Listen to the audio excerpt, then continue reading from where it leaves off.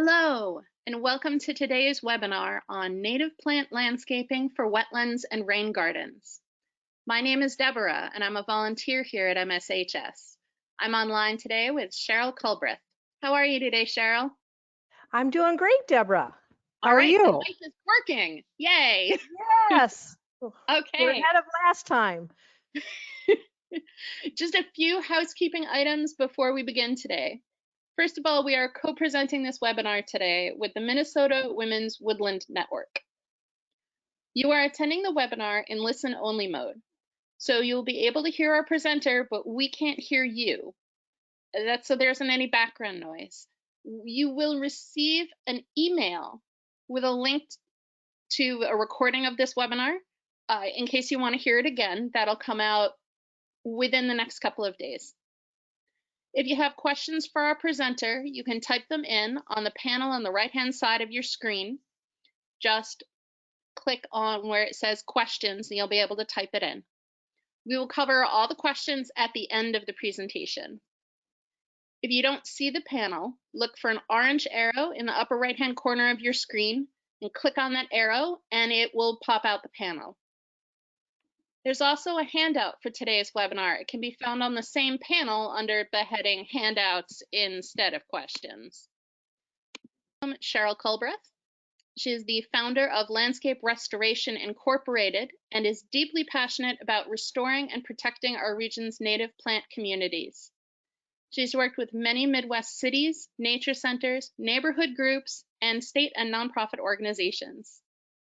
Cheryl is a commercially licensed pesticide applicator, forest pest first detector volunteer, master naturalist volunteer, past president and founding member of the West Metro chapter of Minnesota Master Naturalists, and currently on the board of directors of the Minnesota Women's Woodland Network.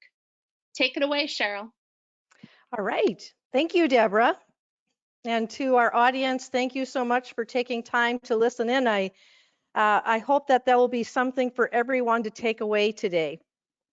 I just want to reiterate that in addition to the Minnesota State Horticultural Society, today's webinar is co-sponsored by the Minnesota Women's Woodland Network, a group that is near and dear to my heart. We seek to provide opportunities to assist women, landowners, and women who are interested in working the land with resources that are educational and inspirational and fun. And we do this by peer-to-peer learning activities. So if you want to find out more, or if you want to get on the distribution list to the events that might be coming up, there is the link at the bottom of this page, and it's also noted in the resource document. If you did not have the opportunity to listen to or attend the original, or rather the first two webinars in this three-part series, I would encourage you to go to the resource document for the link, especially the first one, Landscaping with Native Plants. We covered a lot of basic material about why is it important that plants be native. And I don't want to be redundant to a great extent, so please, if you haven't listened to those, especially the first one, I would encourage you to do so. And just I have about 4 or 5 slides that are duplicate, and this is one of them, just in case some of you didn't listen into either of the previous seminars or webinars. So when I speak of native, I'm talking about plants that naturally occurred in this area. They were historically here before human settlement. They are also having genetics that are not altered by human beings. So in contrast, when we think about cultivars or nativars, those are plants which have had their genetics modified in some way. Also, once established, I find that native plants are very low maintenance. They survived who knows how long, thousands of years, if not more, without anyone taking care of them. And so once we can establish them, that's another of the benefits, in addition to the fact that they provide such a huge and necessary resource to our wildlife. The other thing is you're typically not going to find them at places like your hardware stores or your big box floral, not to pick on anybody but Bachman's. I don't mind going to Bachman's for things that maybe I'm going to put in a planter in the front of my house, etc. I haven't been there in the last couple of years, but the last time I was there, they didn't sell native plants, fully native, maybe nativars, but not native plants. So you're probably not going to find these plants in your traditional places. They're going to be in locations like Prairie Moon Nursery, Outback Nursery in Hastings.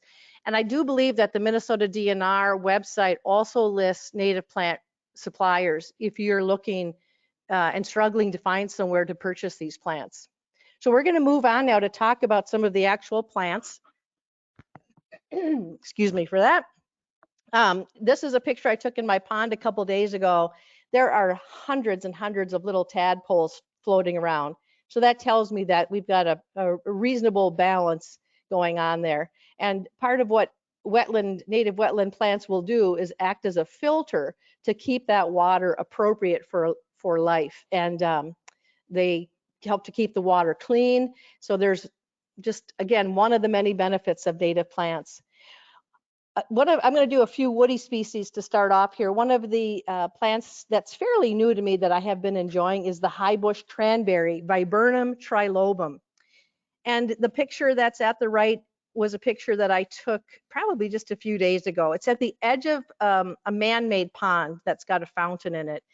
And what I'm learning or have learned in the past is that layers are very helpful to bird species. So in other words, if I just had a big hole in the ground in the middle of nowhere with no plants around it, birds would be very skittish about coming to that pond to enjoy the water resource. So by having layers of trees, larger trees, smaller shrubs, smaller plants, the birds can kind of sneak up to the water without that threat of some raptor grabbing at them.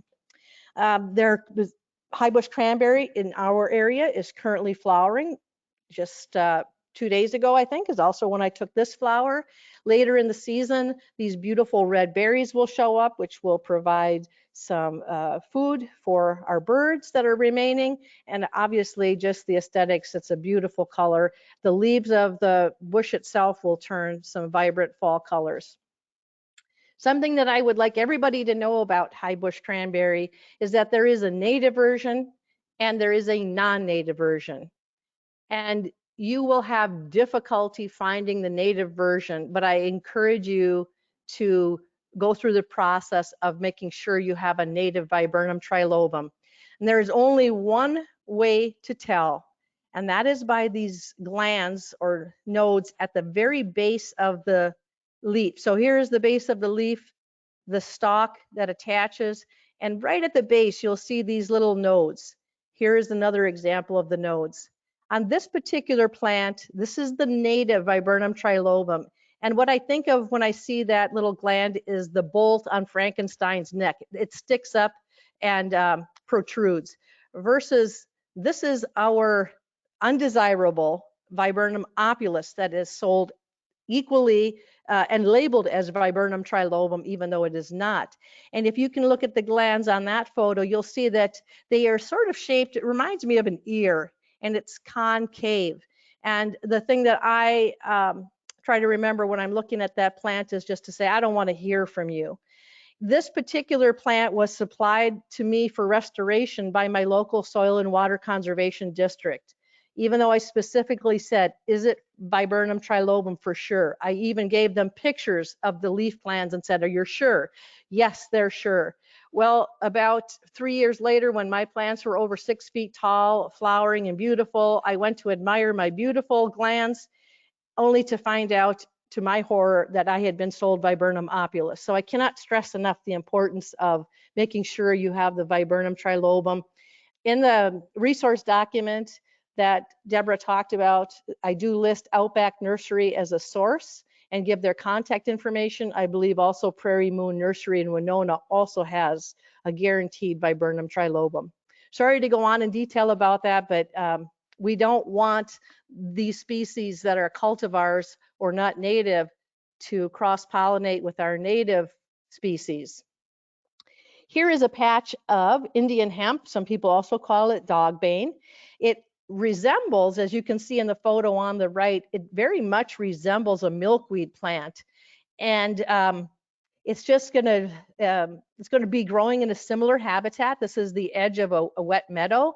And in the background below the title, Indian hemp / dogwood, you can see that that is last year's growth. Those are the stalks that came up after it flowered and are still present. And then in the little inset, I'm just showing the tip of the plant where the white flower will blossom. Red osier dogwood is just a trooper, in my opinion. Red osier dogwood is one of our native dogwoods. It is a very versatile plant as well as very attractive. Red osier dogwood will grow in full sun, but it certainly is very happy in moist areas and will tolerate a lot of shade if you have a shady area of your wetland. The flowers are occurring right now, the little umbels of white flowers. The other thing that I find particularly attractive about this dogwood species is in the winter when we're seeing a lot of gray and white, the wood of the red osier dogwood gets very red, and especially if it's combined with any type of a conifer planting, it can be quite an attractive species. This would be another a mid-sized shrub, small to mid-sized shrub that could be planted at the edge of a wetland that would encourage the birds to come in under the cover of the branches and feel a little bit safer and not be exposed. Willow, there are many species of willow native to Minnesota, but a couple of the shorter ones are Beb's willow and pussy willow. I've got the Latin names up under the willow name. And the one that is in the photo at left is Beb's willow. Doesn't grow terribly tall, but does spread, does definitely like the wet areas. I believe that mine are probably no more than 7 feet tall, maybe less. And the nice thing about this willow plant, as well as the dogwood stalk here, is that you can take cuttings from them and you can root willow and dogwood cuttings, especially willow. And if you'll notice, the reason that I put this kind of a odd picture in here, this is a pot that I put out in front of my house in the fall. And this was probably a mum or something, which is long since dead. I've never watered this pot since fall, but you can see that this red willow, I just put this in there for colors, this red osier dogwood is growing and doing quite well. So at this point, I probably could dig that up and transplant it somewhere. And as long as there's some moisture, it's going to do quite well. So if you're looking to populate that edge of your wetland to make it a little bit friendlier for birds and have that sort of a habitat, these are a couple that you can get to propagate pretty quickly. So I'm going to move on to what is a beautiful flower at first glance. Unfortunately, once you realize what it is, it changes perhaps your appreciation for this plant, because this is one of our more invasive plants in a wetland. It's purple loosestrife. And purple loosestrife can go on to really displace almost all, if not all, native plants in a wetland. And that's the problem that, one of the problems with this plant is it's an aggressive, non-native plant that spreads quickly. And probably if I were to go back to this wetland, I took this picture, I'm going to guess 4 years ago, I am going to suggest that it will probably be almost solid purple by now. So unfortunately, though it is pretty, it's not something that we want to have. There is a biocontrol. You'd have to probably look up purple loosestrife biocontrol. It's a little beetle or weevil that will eat certain parts of the plant. I don't even know if it's available to most homeowners, but that is something that has been released and is available. On my property, on one of my ponds, I had quite a significant patch of it, about like what you saw in that last photo. I knew that I didn't want to wait for biocontrol. I didn't even know if I'd be a candidate. So I set off to do my own experimentation, and I used a wick applicator or a foam tip applicator to start treating these stems with an aquatic glyphosate. The plant obviously grows in a wetland, and so you want to make sure you don't have standing water if you're going to use any type of herbicide. But what I did, and again, first of all, I want to make sure that this is the plant that it is. So the stem looks quite woody. This is during the time that it's has just started to flower. And this is the leaf arrangement opposite on the stem. These are what the leaves look like. And what I chose to do was to use a buckthorn blaster. That's a product we sell. There's more information on it at the end of the presentation. And I put my herbicide into that dauber with the felt tip. And I also put in a colored dye, a landscape dye, so that I could see where my herbicide placement was going. And I cut the stalks. And as I cut the stalks of this plant, I then treated the stems. And in the first year that I did this, I had to have spent at least 30 solid hours at least, and I only got a fraction of what was out there, but I persisted year after year. And I think last year I found 2 or 3 plants. This year, thus far, I haven't seen any. They tend to show up around August, and you'll be able to see them much easier when they're flowering, and that's the perfect time to be treating them. Another thing that's not a good thing, my background, I don't know if I already mentioned, is in controlling invasive plants, so I'm going to overload this with perhaps more than you want to know. But glossy buckthorn, we have 2 buckthorns in our area that are nut native. The common buckthorn is what most people are familiar with, but glossy buckthorn tends to show up in areas that have more moisture. So pond edges, for example, would be a very likely place to find glossy buckthorn. It's got a distinct leaf shape. It's got a smooth margin, no serrations around the edge of the leaf. It's smooth, and then many veins coming straight out, no curving like some of the native plants. So that's a pretty positive ID. By that leaf, you won't find another species that's exactly the same. We can also ID by bud in the winter time or early spring. It's called a naked bud. It's kind of furry because it's actually a future leaf that's going to come about. So it's not hard with scales like a lot of our tree species would be. So again, if I want to get rid of this glossy buckthorn, I'm going to do the same thing that I just showed you with the purple loosestrife. Onto something better. This is probably, if I had to choose one favorite, this would be my favorite plant for a wetland area. Asclepias incarnata. Some people call it swamp milkweed. I call it swamp milkweed. Sometimes I think that gives people a bad feeling about it. So rose milkweed, those are the more common names. In the picture at the right, there's a cluster that it gets thicker every year. It'll keep coming back up where it was the previous year, and it will usually multiply. So in my yard by my man-made pond, this is coming up through some boulders that are right near the edge of the pond. And this flower cluster to the left hasn't started to open quite yet. There's a few that are starting. Beautiful, beautiful color. The pods will show up once the plant is finished blooming.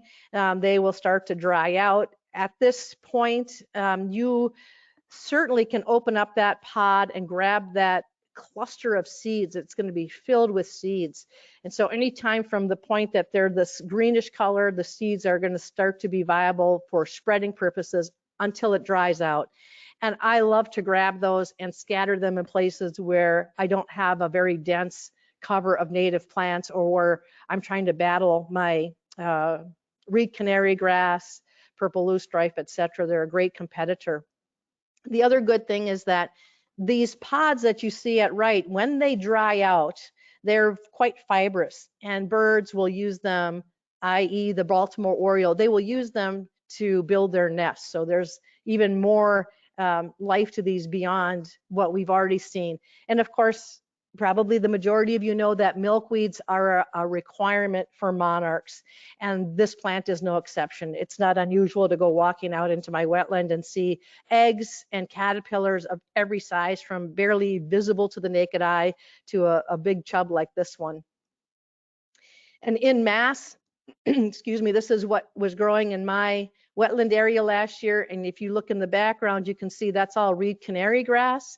And yet this milkweed plant, the swamp milkweed, is really being a good competitor and pushing back on the reed canary grass and taking over some of that space. And of course, there's our monarch, a very welcome visitor. Common milkweed will grow in a similar location. The thing about common milkweed is if you have a smaller area, you might want to be a little bit more cautious with this plant. It does grow quite rapidly. It can be fairly aggressive. I think Deborah and I were talking before the webinar started, and she mentioned she's got one coming up through her driveway. I haven't experienced that, but it doesn't surprise me that plants can do that. In my area, in my big natural wetland area, there's enough room that I'm not worried about this plant, However, I probably would not plant it right next to the man-made pond in my yard. Here's another big nemesis to our natural wetlands. Is reed canary grass is invasive, and it has taken over. It's actually even moved out of wetlands and is now starting to appear upland. If you can look at the picture on the left, you will see that it forms quite a dense mat. Its roots are rhizotomous, meaning that shoots off these rhizomes that intertwine, and if you tried to shove a shovel through that, it would be really difficult to cut out a clump of that plant. And then on the right side, you will see that this is what it looks like at the end of the season or early spring. It falls and flattens out, and therefore is not very good nesting habitat for a lot of our native birds. They're looking for grass that stays standing, and this is not a candidate. So to me, on my property or anywhere that it's possible to do this, the best method of control is a prescribed burn. What prescribed burning will do is it takes off that dense, heavy litter fuel layer that's at the top. And when it does that, ideally there will also be, and I think you can see if you look really closely, some of the reed canary grass is already starting to shoot up. It's probably in some places 4 inches high or so. And so as the fire moves through, not only does it remove that thick, dense layer that's inhibiting the growth of our native plants, it's also setting back anything that's green. So that plant will have to start over. So it's doing two things. It's getting rid of that thick mat, and as it takes away that thick mat, now the sun is able to get to the soil layer, and our native plants are able to receive that heat, because most plants that are going to be native to this area are warm season grasses and warm season forbs, flowers, etc. And they'll do much better with that prescribed burn. So you need to check to see if you're in your local area, what are the requirements, what are the restrictions. I have to get a burn permit from the DNR when I burn at my property. You might be able to hire a contractor if you're within a city limit, but certainly do check the restrictions on burning. And then there's also restrictions even when you have a permit of the wind, etc. Has to be within certain parameters for you to proceed with the burn. But if I had only one method of controlling invasives, it would be burning. I never use herbicide in my wetland areas. I'm only burning, and it's amazing to see the response of the natives coming back. So here we're moving to sort of a mixed shade, mixed sun area. This is a taller Rudbeckia, Rudbeckia laciniata. Very pretty. This will form dense stands. If you have a small area, might not be the best place, or if you have a rain garden, keep it a little bit towards the back at the edge, and then you might need to do some cutting back so that it doesn't take over. This is, again, another natural area where there's plenty of room, and I'm delighted for it to take over that area. Isn't it close up of the flower itself and that leaf, and of course seeing that inset of the leaf on the left, you can see why it's called cut-leaved coneflower. For a long time, it was confusing to me. Was this ragweed?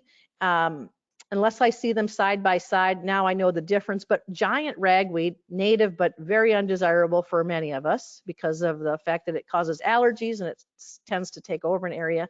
The leaves are quite similar, and so just comparison. Keep that in mind if you are going to go out and pull something that it's not the cut-leaf coneflower, but the ragweed if you don't want that. American vetch is a delicate little vine. The flowers here are appearing larger than they would be, probably, they're probably at least 1/3 to 50% larger than they really would be. It's a very delicate native vine. And one of the ways that I can be sure that this is not the dreaded crown vetch or an undesirable vine is that there's this auricle right at on the stem where another leaf segment connects in. And if you see that auricle, that can be your guarantee that this is the native vetch. It does grow in a lot of areas, but it certainly tends to favor wetland areas. Okay, we're just going to go through a couple more of these fairly quickly. Obedient plant is another great rain garden plant, very pretty. It sometimes is hard to tell what things are when they're first popping up. In the case of this one, I like this leaf inset that I've shown you here because you can look at the stalks without the flowers before they're blooming and say, oh, okay, this is that real narrow lance leaf shape with the pretty significant serrations. I know that that's my obedient plant, so I don't have to worry that I've got something nasty coming up. Ironweed is another fabulous plant for wetland areas, especially natural wetland areas. Ironweed is going to be a taller plant. My plants tend to be around 4 to 5 feet high, depending on where they're growing. This is also a great plant to get started if you're competing, if you've got competition from reed canary grass. I was working with my local DNR fellow, and he suggested that if I wanted to do some passive management of the reed canary grass and restoring my wetlands, just to dig up some of the ironweed that I have growing in other places, like i.e. I have a native plant garden that's more in a yard setting. So I started to dig up some of those clusters and I populated a few pockets, and he was absolutely right. Those populations are starting to flower, drop seed, and every year I can see that they're spreading beyond their original location, and they're providing more competition to the reed canary grass.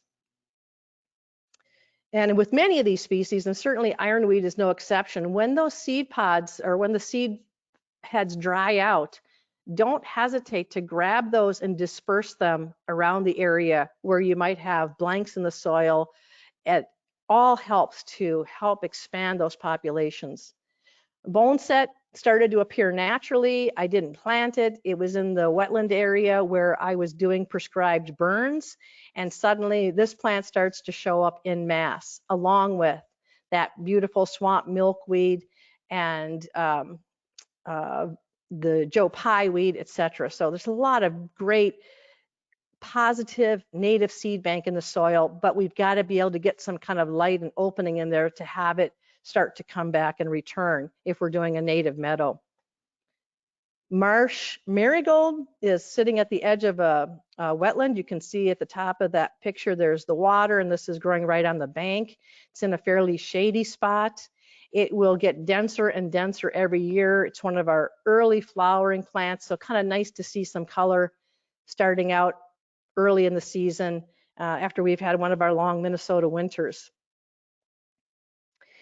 Blazing Star or the Liatris spicata is probably the choice I would make for growing at the edge of a wetland. In the photos that I was able to find of my own, this is not, this column isn't the exact species that I would prefer by a wetland. It would be more the, I've heard it called blazing star, northern blazing star, button blazing star. Thus might be helpful to reference the Latin name if you go to buy plant matter. Button blazing star, or this species, is going to be more showing with these little tufts versus that solid column of color. And where I have grown these, well, and you can see that the bees are pretty happy with this. Where I've grown this plant, I would say that I would call it a butterfly, primarily monarch magnet. My plants will be dripping with monarchs. I've counted as many as 14 monarchs on one plant stock. So very, very good pollinator plant, as well as being a very beautiful plant. Every year it will grow denser, it will self-seed, more plants will be available. And here's another one where you can take the dried seed heads and start to disperse them into other areas. Golden Alexanders, this is flowering right now. It will tolerate a bit of shade. It's another one of these wetland plants that wants to kind of have the wet feet. One of the things that I can share with you, because this happened to me, is I was confusing this with wild parsnip. And I don't know about any of you, but out here in Rice County, we've got wild parsnip showing up all over in the ditches. If I travel from the Northfield area towards the metro on 35, Interstate 35, I see huge populations of wild parsnip. And if you're not familiar with wild parsnip, it's a non-native invasive plant. It reacts to sunlight. So if you get the oil from that plant on your skin, when you're in the sun, you can develop very large boils, and there's a very good likelihood that it will leave a permanent scar. If some of the sap from the plant gets into your eyes, there is the possibility that it will affect your vision. And so a very dangerous plant. This is not that plant. This is the good plant, but it looks very much like wild parsnip. Wild parsnip, though, will be much taller, much bigger. These plants probably aren't going to be much more than 12 to 18 inches tall, whereas wild parsnip is going to grow at least to 3 feet tall. And they don't bloom at exactly the same time. So this is going to start to wrap up its bloom time, and then wild parsnip will start up after that. But just be aware so that you can at least investigate who's who, so you don't pull up one or the other, because both would be a problem. If you are going to do any wild parsnip work, I would encourage you to wear long sleeves, wear gloves, and probably wear eye protection. Here's just a little plug for making sure that you don't forget about wildlife while you're putting things in. As far as plant material, there are also things we can do at the edge of our water to help our wildlife. So wood duck houses, there's a couple different wood duck houses. They do, just to be sure we're clear on this, they need to be cleaned out every year after the season, double checked again in spring to make sure that you don't have mice, etc., nesting in there or nasty things going on. Clean out last year's shells to make it more attractive to wood ducks to use this. We've also had hooded mergansers use our wood duck boxes for nesting. And the important thing is that you put about a 4-foot length of aluminum shield on your post to protect the nest. Raccoons for sure have no problem climbing up. They'll go in and eat the eggs, eat the ducklings. And so in order to prevent that, you need to do this protective aluminum. The other option you have is to put them in a pond and the water. Raccoons won't go in there. The best time obviously to do that would be in the winter when you can pound through the ice. That's also a good time to clean out your wood duck box if you've installed it in the water. The purpose of, just for fun, the purpose of this second poll here was that one of our family members put a trail cam, mounted the trail cam facing the wood duck house opening, so that as the duck came and went, we could get some pretty fun still shots and also some photos of the ducklings jumping out. To the front of that same photo, this is a float. That's my turtle resting spot in the sun. I need to recover it with some dried out grasses to make it more comfortable. I also hang a hinged little piece of cedar so that the tiny turtles can climb up and bask in the sun. And the turtle that we most commonly have here is the painted turtle. So it's great fun to watch those. All sizes of those will show up on that little sun catcher. Bluebird houses. I think bluebirds their numbers are certainly way down, which is why the Bluebird Recovery Program started, and very easy to install. I forgot to put the link in the resource document, but if you look up Bluebird Recovery Program, or go to the website BB for Bluebird, RP stands for bluebirdrecoveryprogram.org. I would encourage you not to just go ahead and set up a bluebird house, but look for some of their recommendations and suggestions. So that, again, if we don't protect these boxes and install them properly, we're setting them up to be raided, and that's not going to help our bluebird population. Okay, now let's move on to a couple of grasses that I think are ideal for wetland edges. One of them is prairie cordgrass. Historically, if we could have taken an aerial shot or been up on a high hill looking down at a wetland, we would have seen acres of prairie cordgrass around our wetlands. It's a great nesting cover for birds. It's a native species that will definitely give reed canary grass a run for its money. On the left side of this screenshot, I've got a very enlarged picture of what the seed head looks like. All of the seeds stack up to one side of the stalk, kind of like a comb. And if you can see my cursor, there is the top, at this top blade of grass, that's the seed head, made up of multiples of what you see at the left side. This tends to look like, when it's coming up, it tends to look like, I'm drawing a blank here. The cattails that grow at the edge of a pond, it tends to look like that, and the tops curl over and they flop, as you're seeing. It's a little bit narrower though, and for a while I was confused as to what this was until I found that seed head, and it was a positive ID that this was prairie cordgrass. So that's a pretty cool thing. If it does get out of hand, if you mow it, you can keep it under control if it spreads beyond where you want it. I'm not concerned about that, so not only do I let it grow, but I've been transplanting it into multiple areas. And then just to the upland side of that prairie cordgrass, big blue stem would be an appropriate grass to grow as well. This photo was taken maybe a week ago. It's outside my front door, and so not very tall yet, but big blue stem will get to be easily 5 feet tall. It stays in a cluster, doesn't spread quite the same as prairie cordgrass, so that cluster will just grow bigger and bigger every year. Certainly I can spread it from seed, but it tolerates a wide range of conditions. So in this particular spot that you see, this is growing in full sun in rock. It's got pretty wet feet underneath the rock. The water table is high here, but beautiful in a formal setting, and then also very beautiful in a more wet prairie setting. The seed head on each stalk, it's got the nickname turkey foot, and that's because of the way that those seeds fan out in 5 pods. Blue flag iris, that's one of my top 3, along with the swamp milkweed I showed you earlier. Blue flag iris grows in clusters, and they just keep spreading from that original source. They have a gorgeous blue flower that's going to be blooming shortly in my area of the state. It's very easy to transplant. I can take and dig up a cluster of that and move it to a new area. It's the picture at the right is sitting right at the edge of a stream with moving water almost constantly. And so its root structure is doing a really good job of holding everything in place so that I don't have erosion from that. Blue lobelia, another one that loves to be at the edge.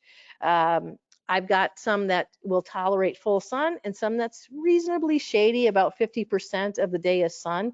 And it does well in both areas. It just blooms sooner in the sun.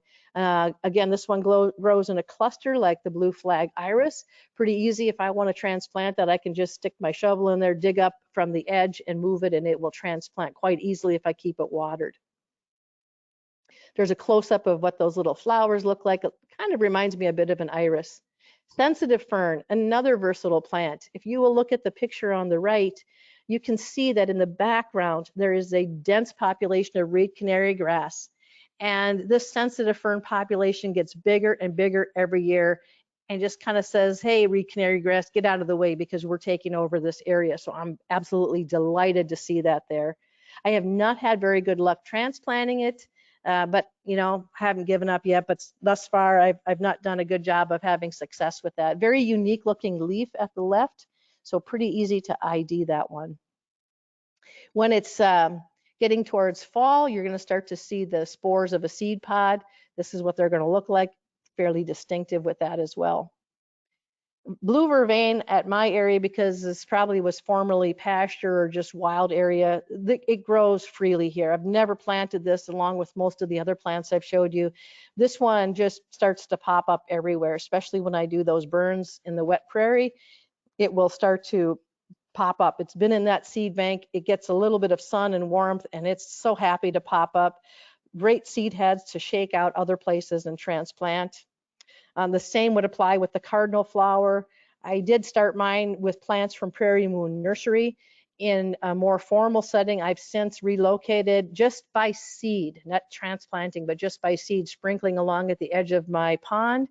Not my man-made pond, but my natural pond, and it's starting to pop up everywhere. Where maybe the first year that I sprinkled seed, then the following spring I had at least a dozen plants in that area, and with a lot of competition from reed canary grass. Red baneberry will tolerate a fair amount of shade, like actually I think we could call it a shade plant.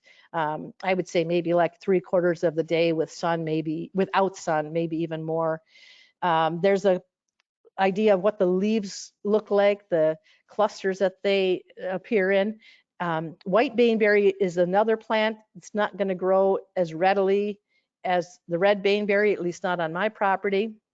And it's hard to tell the two apart unless you read about the specifics to look for. They both will have clusters of berries after they flower, like the inset at the right. And then in the case of red baneberry, they turn that beautiful, brilliant red later in the season. I said to Deborah earlier today that common goldenrod, there's a lot of debate between gardeners about its value. It does serve a purpose for pollinators. There are a number of pollinators that use this plant, but in particular, the common goldenrod will form and has it on my property, and I've heard this from many, many other folks and organizations, will form a monoculture or a near monoculture. It will show up in places where, including me, people say, I never planted this here, and yet it's in mass in my flower garden. So I will either cut it back if it's in my formal flower garden. I might use my buckthorn blaster dauber just to cut the stem near the soil and daub it so that I get rid of the plant because it's got rhizomes. It also grows from seed. So I do want to control that because it will take over.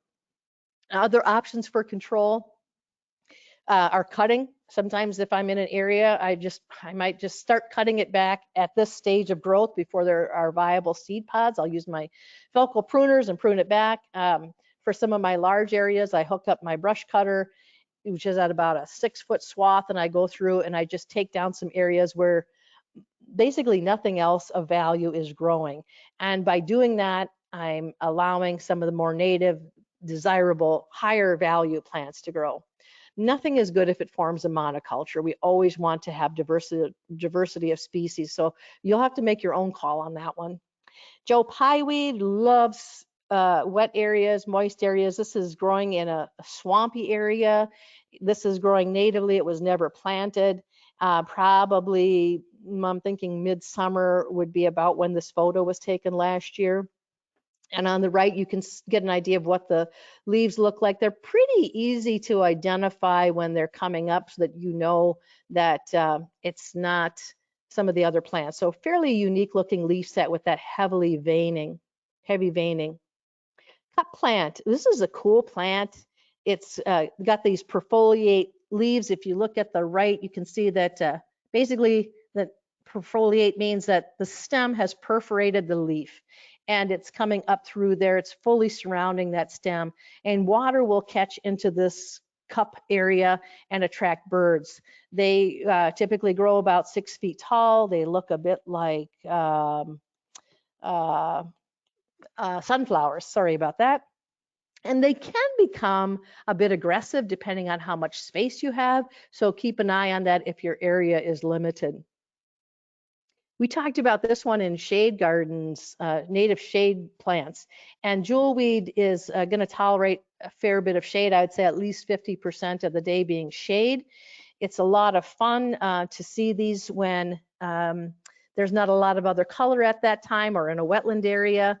The little seed pod that just popped up on the right gives it its reason for being called Touch Me Not. This is especially fun for little kids, and of course I enjoy it too. That seed pod is probably a little more than an inch long and about an 1/8 inch to a 1/4 inch wide.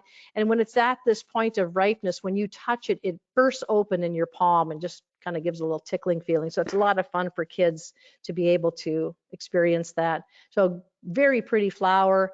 And way to the left, these are the cotyledons, or what's going to pop up in your soil. They kind of have a succulent look to them, sort of a thick leaf.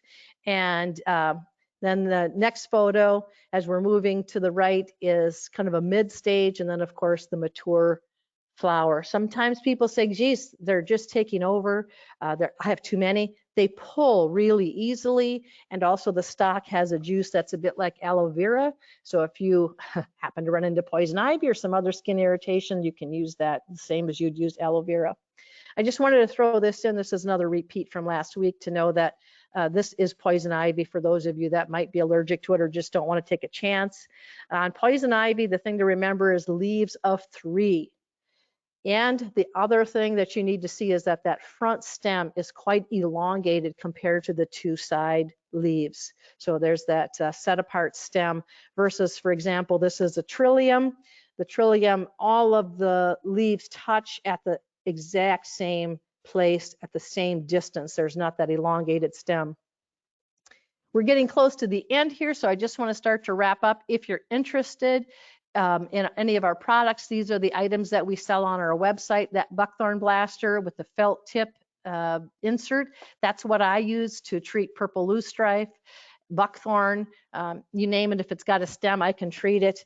And note that if you look at the pictures here at the bottom, When you're doing larger stems, sometimes buckthorn and trees that you don't want can get to be quite large, we only need to treat that outer perimeter. That's where the cambium is located. We don't need to be spraying herbicide all over because this is heartwood, it's dead, it's going to have no impact. So even a stump as large as this one with the cordgrass is at least 14 inches in diameter, just the outer perimeter. The actual size of the tip is probably about a 1/2 inch. So when I'm treating purple loosestrife, it's a perfect size just to daub it. I won't work without the landscape dye. It's a very high concentration. It allows me to see where my herbicide is going, so I don't have a non-target. The buckthorn control and field ID has about almost 20 native species that you're going to commonly find where buckthorn is. So if you're doing any buckthorn control, that might be a real helpful guide, not only to learn about all the different techniques that you can employ to get rid of buckthorn and control it, but also what native species you're going to find in the same place so you don't actually cut them down. We also have started to carry on our website Douglas Tallamy's books. These are awesome books. My first experience with Douglas Tallamy was reading Bringing Nature Home. What I like about the way that he teaches is that the changes that he suggests are very simple. We can all do simple things to make a huge impact for our pollinators and for bringing back our native ecosystem. And without those native plants and without that native plant community and without our natural ecosystem, we're going to continue to see degrading of species, extinction of species, and ultimately the threat is without pollinators, we're not going to make it. We need food. The majority of our food is pollinated. And so this is just a critical time in our world that we still have the opportunity to turn things around if we can all work together and collaborate. So I highly recommend these books if you haven't already had access to them. We do sell them on our website. If you contact me via email or phone, my contact information is in the resource document. And if you mention that you attended this webinar, we're offering a 20% discount to webinar attendees. Oh, I do want to back up here. Also, Douglas Tallamy, this October 2nd and 3rd, we're having an event called Minnesota Woodland Owners Weekend, or MinWow for short. It's going to be at St. John's University in Collegeville, Minnesota. If you're interested in attending that event, which I highly encourage you to do, the registration information and as well as a description of what the event is about is in the resource document, so please check that out. If we still have issues with COVID, it will be offered virtually. At this point, we're still planning on some aspect of it being as an in-person with appropriate seating so that we stay within the guidelines recommended for COVID. So just to sum up, this is our land, this is our legacy. We're going to leave this area, but there's going to be so many future generations that we need to be thinking of. Of course, here's my grandson, so I'm very well incented to carrying on this legacy that I can leave behind. And again, this collaborative effort like we see between the Minnesota Women's Woodland Network and the Minnesota State Horticultural Society. Anytime we can collaborate with our neighbors, with organizations, we're going to see the biggest bang for our resource of time and or dollars when we can do that. So I would encourage you to collaborate wherever possible.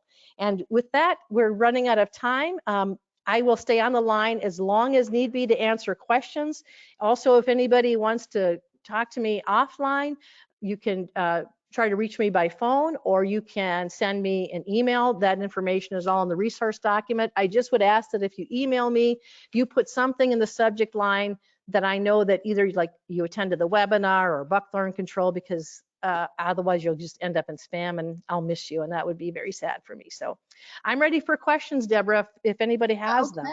Oh, we have questions. Okay. The first one should hopefully be fairly quick, is from Senchu, who wants to know, since the yellow flag iris is non-native and can be invasive, but it looks like the blue flag, any hints on telling them apart before they flower? No, I don't. That's an awesome question. And you know what I'm going to do is I will make a note to myself to look up to see if there's any identification characteristics that we could find, because I really love that question, but I don't have the answer right now. until I can see, you know, as the bud starts to form, of course, we'd be able to see that it's yellow. And if we can get that yellow flag out before the seed pods form, the seed pods are very distinctive. They turn brown, they're dry. And FYI, of course, you can spread the ones from the blue flag iris. So there would be time, even once it starts to flower, to get it out. But I really like that question. I don't have the answer, but personally, I'm going to look it up, and you know, I would encourage you to do the same. Great. Now, I don't know, but I'll find out is always a good answer. Well, I can make things up, but I find it's probably better if I don't. George wants to know, he says, I'd like to put native plants on a septic mound. Got any recommendations? Yes, in fact, that's what I did at my property because we're rural and I've got a peat moss septic system, and I've got, my site is in sun. So I have got, holy cow, I've got New England aster, I've got monarda or the bee balm, I've got ironweed, I have lobelia out there, I have prairie dropseed, I have little blue stem, I have echinacea, I have purple prairie clover, et cetera, et cetera. I'd say you can put out just about anything you want, but keep in mind, what are your site conditions? So if they're different from mine, you want to look at what's your soil. Is it sandy? Is it clay? Is it something in between? How much sunlight do you get per day? And if you're still not sure, go to Prairie Moon Nursery, their website, or call them. They are an excellent supplier of high quality native plants that I have used for a long time and never been disappointed. And they do take the time to talk to people on the phone that have questions about what plantings are appropriate for that site. So that's what I do. But George, without knowing what you have, you may want to take a look at their website. They list all the requirements for the plants in terms of sun requirements, moisture requirements. Maybe put together your short list and then double check with somebody that's employed there to see if you're on the right track. Okay, I'm getting a bunch of questions and I'm just gonna announce this to everybody. Anyone who's looking for the resource list or for her email, if you look on the GoToWebinar menu on the panel on the right-hand side of your screen, there is a little drop-down menu that says Handouts, and that is where you will find the resources. So just so everyone knows that. Let's see. I'm sorry if I pronounce your name wrong, Maya. I think. I'm sorry. Good plants for areas that may flood for periods but may be dry for long periods, aka floodplain type. Ooh, okay. Well, for sure that prairie cordgrass will work, as well as there are a number of Carex sedges. So Carex is the genus spelled C-A-R-E-X. And there are just too many things to put in a webinar that's this duration. I struggled with including a lot more, but I don't think anybody wants to sit with me for 3 hours. So Carex are sedges that are excellent to put in. And I would say the other thing, there are so many more, Maya, that here again, a perfect place for you to go would be to a website that supplies native plants such as prairiemoonnursery.com. And you can do filters that will say wet. So you can have moist soil or you can have emergent like water, standing water. And I would encourage you to go there. You can put that filter on and it'll bring up grasses or forbs or trees. You get to specify, and then you can take a look at what seems to fit your area.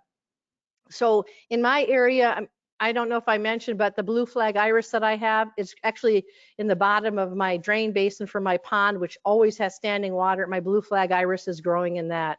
Some of my ironweeds will do the same thing. Queen of the Prairie, which I didn't even talk about. So it's just, there's so many to mention that I would encourage you to go there and look at that site. And if you have questions, you can talk to them. And I'm certainly happy to talk to you, but I won't be as good a resource as their staff will be for you. Okay. One from Nancy, who we've been talking a little bit back and forth. Nancy was sold what was supposedly a red dogwood about 45 years ago from the DNR, and it has never been red, and it is all over the place, and Wow. is trying to figure out what it could be. Now, I know that there's gray dogwood and there's round-leaved dogwood, which are also both natives, but would you recommend photographs to the University of Minnesota Extension to get it identified? What would you suggest? Certainly you could try that. I would be happy if you want to email me some photos, Nancy. I'd be happy to take a look at that. What I need to be able to see is a good picture of a leaf so I can see is the margin smooth, is it serrated, and I need to be able to see the veins in the leaf. And then I also need to look at a stalk. So can I tell, I need to know, are the leaves appearing alternately on the stalk? So there's one and then you drop down, there's another one, or are they directly opposite? So then the other things that are helpful are just what kind of sun is it getting, what kind of an area is it growing in. If you want to send that to my email, Nancy, I'd be happy to take a look at that. And or you can certainly go to the U of Min extension and see if they can help you with that. Okay. Another one from George. George is very active today. Many of these plants, which is good, don't get me wrong, this is good. Many of these plants have been described as self-seeding. How do you control them from spreading or overtaking other native plants? That is an excellent question. And here's my answer is taking a look at your own site. If you have a limited area, then I would probably encourage you not to use those plants, or to maybe take one of those big plastic pots that you buy plants in, cut the bottom off and plant it in that so that there's a little bit so that rhizomes can't spread. Or the other thing that you can do, and I employ this sometimes depending on what the species is, I deadhead the top before the seeds disperse. So it's either choosing not to use those, watching them carefully, or deadheading before the seeds become viable. Okay. I'm gonna sneak in one of my questions. And yes, I will tell everyone that common milkweed will come up through asphalt without a problem. Just so everyone knows, yes, really, I have this little volcano. It's about the size of my hand in my driveway. But I found that the common milkweed, at least in Bloomington, has a lot of problems with the orange aphids. Does the swamp milkweed have as much of a problem with it? Okay, I will tell you that on my property, I do see some of those orange aphids. I have not noticed that they're stopped from flowering. They still go on to flower. And if there are aphids there, that means that an aphid predator is probably going to move in, and that's going to be a great food source for the aphid predator. So there's this balance in nature where everything kind of works in unison, just like an orchestra. And if you pull one string, you pull another string. And I don't see it to be a problem on my property, but I'm not concerned. I know that I see some of these blogs where people freak out and they say, oh my God, there's aphids on this thing. And well, yeah, that does happen, but I personally don't worry about it. So maybe I'm the wrong person to ask. So yes, I've seen it on there, but I don't see it as, holy cow, every single one I'm looking at has it. I just see it occasionally. And to me, Okay. it's not alarming. Yeah, I had bright orange milkweed where it was not supposed to be orange. It didn't flower. I had to have a friend adopt my monarch caterpillars because I had nothing to feed them. Uh, Wow. Okay. Well, you need to get more milkweed in your yard. well, that's the problem. Okay. And another one we have is, can you recommend a series of plants so there is color all season? Yes, I can, but I'm going to turn you back once again to Prairie Moon Prairie Moon will provide, actually they'll recommend, I think you can buy sets of plants where there is flowering all year long. So we talked earlier about the marsh marigold is great color in the spring. And again, I think I would, if I were you, I would go to Prairie Moon or something similar to Prairie Moon, because there you can put those filters on, you can specify your soil, you can specify your sun, and then I do believe, it seems like I just saw this where they showed packets for some color that goes throughout the year. So I can recommend based on what I have and what my soil type is and what my sun is, but that doesn't mean it will necessarily work in your area. And that's why I keep pushing people to a site like Prairie Moon. I think even the Minnesota DNR has lists of plants, but Prairie Moon's list is pretty extensive. And I love that you can filter and then get that select group that is really pertaining to your area. Okay, great. Well, that's all the questions we had, and that's all the time we have. So thank you, Cheryl, and thank you everyone for attending.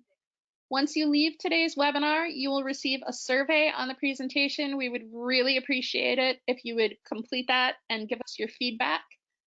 You'll also get a follow-up email within 24 to 48 hours with a link to view a recording of today's webinar. And I'm just going to give everyone a couple of seconds here to make sure that they have snagged the handout and downloaded it to their computer. Okay, there's all your time. It's up. On behalf of the Minnesota State Horticultural Society and our presenters, thank you for joining us today. Have a great afternoon. Bye, everyone.